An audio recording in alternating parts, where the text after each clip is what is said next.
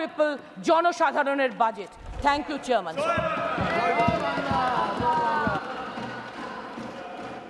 Special mentions Dr. Lakshmikant Vajpayee, demand for developing Hastinapur, Gadmukteshwar and Bhola Jhal in Western Uttar Pradesh as national level tourist destinations. माननीय सभापति जी, हस्तिनापुर भागवत पुराण व महाभारत में कौरवों की राजधानी और इसकी ऐतिहासिकता और आध्यात्मिकता के साथ साथ वन की सुंदरता भी लुभाती है। अब यह प्रसिद्ध जैन तीर्थ और जम्मू द्वीप के नाम से भी जाना जाता है। हस्तिनापुर तीर्थ नगरी को सीधे ब्रजघाट से जोड़ने हेतु हस्तिनापुर से निकली मध्य गंगा नहर की दाईं पटरी को 4 लेन बनाया जा सकता है। इस मार्ग के निकट मां भद्रकाली का मंदिर और झारखंडी के प्राचीन मंदिर होने के कारण भविष्य में इसमें और भी विस्तार किया जा सकता है। गढ़मुक्तेश्वर शिव पुराण के अनुसार गढ़मुक्तेश्वर का प्राचीन नाम शिव वल्लभ, शिव का प्रिय है। प्रशासनिक दृष्टि से गढ़मुक्तेश्वर एक पिछड़ी तहसील है, लेकिन सांस्कृतिक दृष्टि से महत्वपूर्ण है और कार्तिक पूर्णिमा पर लाखों लोगों का मेला गंगा के किनारे टेंट सिटी के रूप में लगता है। पर्यटन स्थल विकसित करने की एक कार्य योजना तो बनी, लेकिन उसको गति नहीं मिली। दिल्ली से सड़क एवं रेल मार्ग से जुड़ने के कारण इसे हरिद्वार की भांति घाटों का सौंदर्यकरण करने की आवश्यकता है। भोला जाल दिल्ली के नजदीक गंग नहर के किनारे पर्यटन के स्थल के रूप में विकसित किया जाना आवश्यक है। यहाँ प्राचीन काल की जल विद्युत परियोजना का एक बिजली घर है, जो देश एवं दिल्ली के पर्यटकों को दिखाने में उपयोग हो सकता है। सभापति जी, मैं आपके माध्यम से इस संबंध में सरकार का ध्यानाकर्षण करना चाहता हूँ कि उक्त तीनों स्थानों को राष्ट्रीय स्तर का पर्यटन स्थल के रूप में विकसित करने पर विचार किया जाए। धन्यवाद। धन्यवाद माननीय डॉक्टर लक्ष्मीकांत वाजपेयी जी। माननीय श्री रामजी लाल सुमन जी। माननीय Shri Ramji Lal Suman ji, demand to provide cyst to the farmers at the rate of minimum support price. उपसभापति महोदय, सर्वविदित है किसान महंगी दरों पर बीज खरीदकर फसल पैदा करता है।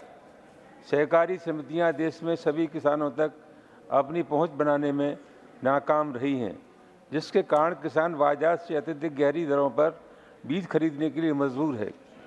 खरीफ हो का बीज हो या रबी का, हर फसल के विभिन्न बीज देशी एवं विदेशी कंपनियों द्वारा बाजार में बेचे जाते हैं। बीजों के दरों पर किसी तरह का कोई नियंत्रण नहीं है। कंपनियों से बिचौलिए बीज खरीदकर मनमर्जी दामों पर बीज बाजार में किसानों को बेचते हैं, जिसे न चाहते हुए किसान खरीदने पर अपने खेतों में लगाते हैं। वहीं दूसरी ओर किसान अपनी उपज को न्यूनतम समर्थन मूल्य से काफ़ी नीचे की दरों पर बेचने के लिए बाध्य होता है। सदन के माध्यम से मेरी सरकार से मांग है कि सभी बीजों को न्यूनतम समर्थन मूल्य पर जो सरकार प्रतिवर्ष स्वयं तय करती है, उसी न्यूनतम समर्थन मूल्य पर किसानों को बीज उपलब्ध कराए, जिससे कृषि कार्यों पर महंगाई की मार किसानों को न झेलनी पड़े। धन्यवाद। धन्यवाद माननीय श्री रामजी लाल सुमन जी। माननीय श्री महेंद्र भट्ट जी,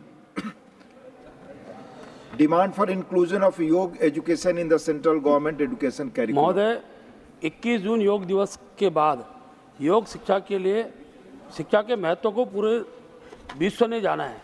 अपने जीवन को स्वस्थ एवं दीर्घायु बनाए रखने के लिए प्रत्येक दिन योग का महत्व जीवन के लिए अनिवार्य महसूस हो रहा है। महोदय, आज के व्यस्त जीवन में अपने शरीर के लिए समय निकालना जटिल एवं कठिन प्रतीत होता जा रहा है।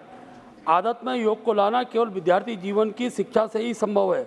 महोदय, उत्तराखंड सरकार ने इस दिशा में प्रयास किया है। वहाँ माध्यमिक एवं शिक्षा में योग शिक्षा के लिए शिक्षित योग शिक्षकों को नियुक्ति देना शुरू किया है।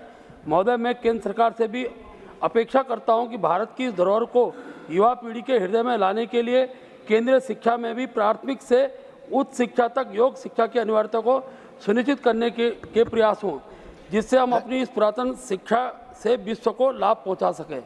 धन्यवाद माननीय Shri Mahendra Bhatt ji. Honourable Shri S Niranjan Reddy, need to bridge the AI and data science skill gap in India. Thank you, Deputy Chairman. Data science skills are crucial for artificial intelligence development and deployment. However, presently India has an acute shortage of trained AI and data science professionals. As per an ASCOM report from 2023, There is a significant supply gap of 60% to 73% for specialized roles like machine learning engineers, data scientists, AI researchers, and data engineers. As of 2022, India has a shortfall of 213,000 general AI and data science professionals, indicating a 51% supply gap. Notably, 70% of India's AI talent is concentrated in Tier 1 cities, highlighting the need to promote Tier 2 and Tier 3 cities as new hubs for AI development. To address this, the government should update and integrate AI and data science into educational curricula at all levels. Industry-academia collaboration should be fostered to promote joint research projects and innovation hubs aligned with industry needs. The Future Skills program could expand ties with AI-powered learning platforms to offer free personalized training and real-time feedback. Government initiatives like India AI Mission should emphasize continuous learning and professional development. This can be achieved through fellowships, investing in higher education and research, incubating startups, providing mentorship, and engaging in international collaborations. AI adoption could add up to $500 billion to India's GDP by 2025, accounting for 10% of the country's $5 trillion economy goal. Therefore, it is crucial for the government to take necessary steps to ensure a skilled workforce is available for AI development in India. Thank you, sir. Thank you, माननीय S. Niranjan Reddy ji. माननीय Shrimati Dharmshila Gupta, demand to expedite the work on railways over bridge in Darbhanga. माननीय उपसभापति महोदय, मुझे सदन में बोलने का अवसर देने के लिए आपका बहुत बहुत धन्यवाद। मैं आपके माध्यम से कहना चाहती हूं कि जब से केंद्र में माननीय प्रधानमंत्री श्री नरेंद्र मोदी जी के नेतृत्व में एनडीए की सरकार बनी है, तब से देश में चहुओर विकास हुआ है। रक्षा, स्वास्थ्य, रेलवे, कृषि, पुलिस, प्रशासन। आपने जो भेजा है टेक्स्ट अप्रूव्ड है, वही पढ़िए, उससे अलग कुछ नहीं पढ़ सकती। माननीय महोदय, सभापति महोदय, केंद्र सरकार द्वारा यात्री व रेल सुविधाओं के क्षेत्र में ऐतिहासिक विकास हुआ है, जिसका परिणाम है कि दरभंगा जिले में लगभग 83 करोड़ रुपए की लागत से रेलवे संपर्क फाटक संख्या। एक मिनट, आपके पास अप्रूव टेक्स्ट है? वही बोल रही हूँ। नहीं, अप्रूव टेक्स्ट यहाँ और है, आप चेक करें, उसको बोलें। माननीय सभापति महोदय, आपके माध्यम से दरभंगा जिले में लगभग 83 करोड़ रुपए की लागत से रेलवे संपर्क फाटक संख्या 21 चट्टी गुमती पर, लगभग 61 करोड़ रुपए की लागत से रेलवे संपर्क फाटक संख्या 2 दिल्ली मोड़ गुमती, लगभग 67 करोड़ रुपए की लागत से संपर्क फाटक संख्या 18 पंडा सराय गुमती पर और लगभग 127 करोड़ रुपए की लागत से संपर्क फाटक संख्या 1 बेला गुमती पर, संपर्क फाटक संख्या 28 कगवा गुमती पर रेलवे ओवरब्रिज आरओबी के निर्माण को हरी झंडी रेलवे द्वारा दी गई है। इनमें से 3 आरओबी पर युद्ध स्तर पर काम चल रहा है और इनके शीघ्र ही बनकर तैयार होने की संभावना है। मैं इसके लिए केंद्रीय रेल मंत्री एवं विशेषतः हमारे प्रधानमंत्री जी का आभार प्रकट करना चाहती हूँ। साथ ही आग्रह करती हूँ कि अन्य प्रस्तावित आरओबी पर भी जल्द से जल्द कार्य प्रारंभ किया जाए, जिससे स्थानीय जनता को ट्रैफिक जाम से मुक्ति मिल सके। धन्यवाद। बहुत बहुत धन्यवाद श्रीमती धर्मशिला जी। माननीय सदस्यगण, आप जानते हैं कि स्पेशल मेंशन में अप्रूव टेक्स्ट ही आप पढ़ सकते हैं। प्लीज। माननीय श्री खीरू महतो जी, माननीय श्री खीरू महतो उपस्थित नहीं। Honourable Shri Trichu Shivaji, concern over rampant misuse of quotas for civil service examination. Thank you, Mr. Deputy Chairman, sir. So the rampant misuse of reservations intended for people with disabilities, PWD, and economically weaker sections for recruitment of civil servants is a grave issue that casts a shadow on the sanctity of our public service institutions. Various instances have recently come to light where candidates are falsely claiming disabilities or economic hardships to secure a competitive edge, undermining the principle of justice these provisions were designed to uphold. This alarming trend not only deprives genuinely deserving candidates of their rightful opportunities, but also erodes public confidence in our well-intentioned reservation policies. It's a blatant exploitation of an essential system needed to uplift the marginalized, discriminated, and long-suppressed sections of society, thereby turning it into a tool for deceit. It is essential to implement rigorous verification processes and enforce stringent penalties for those found guilty of making false claims. Periodic audits and assessments should be conducted, including regular net worth verifications, medical examination for disability confirmation, etc. Furthermore, robust legislative safeguards are required to close out any loopholes that enable such exploitation. I urge the government to act decisively and protect the integrity of our essential reservation policies, strengthening verification processes, imposing stringent penalties for false claims, and introducing new legislation to close out loopholes will ensure that opportunities reach those who are genuinely deserving. Thank you, sir. Thank you, Honorable Tiruchi Sivaji. माननीय श्री संजय राउत जी, माननीय श्री संजय राउत उपस्थित नहीं. Honorable Dr. K. Lakshman demand to make electoral rolls foolproof to avoid duplication of voters. Thank you, Deputy Chairman, sir. This is regarding demand to make electoral rolls foolproof to avoid duplication of voters. So India is considered the mother of democracy. The way we conduct elections for a population of over 140 crore, which is double the population of the entire Europe, in a highly competitive atmosphere without any blemish, baffles many Westerners. Many thinkers across cultures and continents, therefore, watch our election process meticulously. However, it is important to make a dispassionate assessment of our election process to make the system even more impeccable. Although the technical process of electioneering is blemish-free, there are still issues with the electoral rolls, with many instances of duplication of voters, impersonation, etc. India is known for its adaptability to technology, but we are not able to nudge technology in the preparation of the electoral rolls, which would disseminate all the loopholes.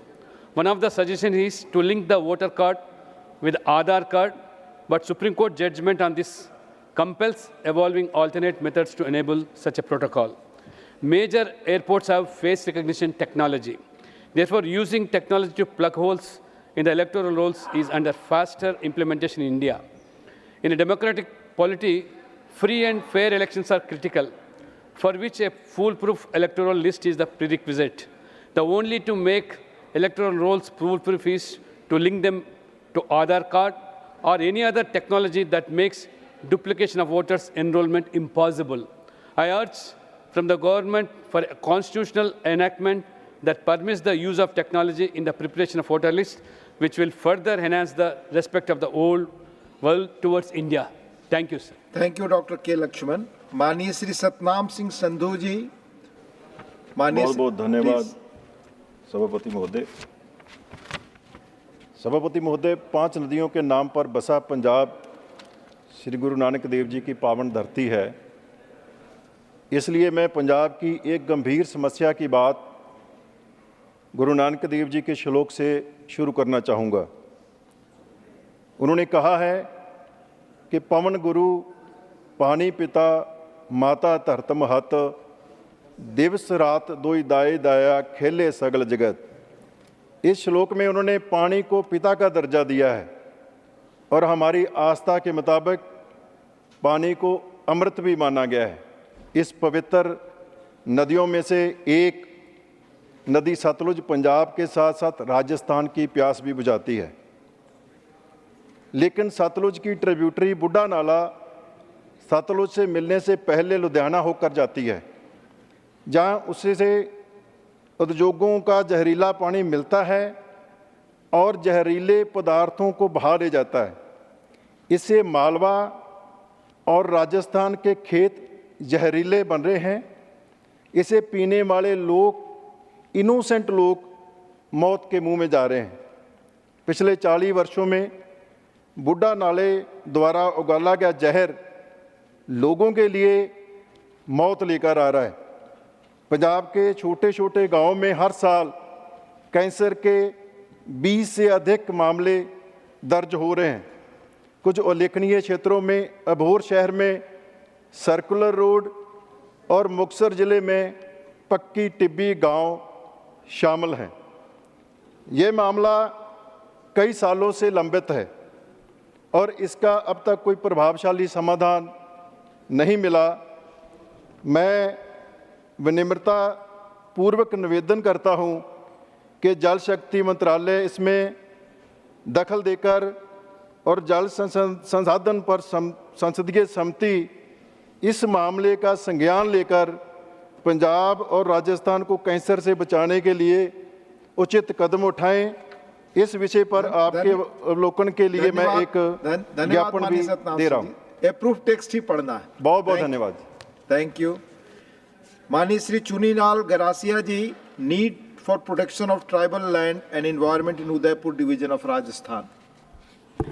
माननीय Shri Chunilal Garasia ji, please. हाँ बोले। महोदय, उदयपुर संभाग जनजाति बाहुल्य एवं अति प्राचीन अरावली पर्वतमालाओं से घिरा हुआ है। यहाँ की अधिकांश आबादी कृषि, वनोपज और पशुपालन पर निर्भर है। पिछले कुछ वर्षों से यहाँ जनजातीय जमीनों का अवैध तरीके से डमी व्यक्तियों के नाम पर खरीद फरोख्त हो रही है, जिससे पर्यावरण को भारी नुकसान पहुंच रहा है। उदाहरण स्वरूप उदयपुर के सिसारमा, कोडियात, ढिकली, अम्बेरी, चिरवा, उमरडा, कैलाशपुरी, डाकन कोटड़ा, डेडकिया, काया और नोहरा क्षेत्रों में बड़े पैमाने पर पहाड़ों को काटा जा रहा है। अतः मैं भारत सरकार से मांग करता हूं कि उदयपुर संभाग के शेड्यूल्ड एरिया टीएसपी क्षेत्र में जनजातीय जमीनों की बेनामी खरीद फरोख्त रोकने के लिए उचित कदम उठाए जाएं, ताकि अरावली पर्वत श्रृंखलाओं के इकोसिस्टम को बचाया जा सके एवं जनजातीय लोगों को उनके हक का लाभ मिल सके। धन्यवाद। धन्यवाद माननीय श्री चुनीलाल जी। माननीय श्री लहर Singh Siroya, concern over practice of exceeding the limit prescribed bye 91 first constitutional amendment. Sir, thank you very much, Chairman, sir. Sir, as you are aware, the 91st Constitutional Amendment in 2003, the total number of ministers, including the PM/CM, in the Council of Ministers was limited to 15% of the total strength of the Lok Sabha and state legislative assemblies. However, we are witnessing instances in various states where there are appointments beyond the limit placed by the Constitution, sir. More importantly, the practice is fiscally imprudent as it imposes unnecessary burden on the public exchequer. Many high courts have invalidated or raised concerns about the appointment of parliamentary secretaries in their respective states, citing indirect violations, sir. In July 2017, the Supreme Court ruled a 2004 law passed by the Assam, which allowed for the appointment of parliamentary secretaries as unconstitutional. Sir, the most recent instance is order of the Himachal Pradesh High Court in January 2024 prohibited 6 parliamentary secretaries appointed in the state from from acting as ministers or enjoying the privilege of ministers provided ministers. Privilege reserved for the ministers. Sir, there is direct need to strictly prohibit and discontinue rendering cabinet ranks to MLAs under any pretext and bypass the constitutional limits. I request the government to clarify and clearly define the provisions and limit to the accord cabinet ranks. The government must take up necessary amendments or even bring the new legislation in this regard to uphold the constitutional principles in letter and spirit. Thank you, sir. Thank you, Manya Sri Lahar Singh Siroya ji. Honorable members, the House stands adjourned to meet at 11 a.m. on Friday, the 26th July 2024.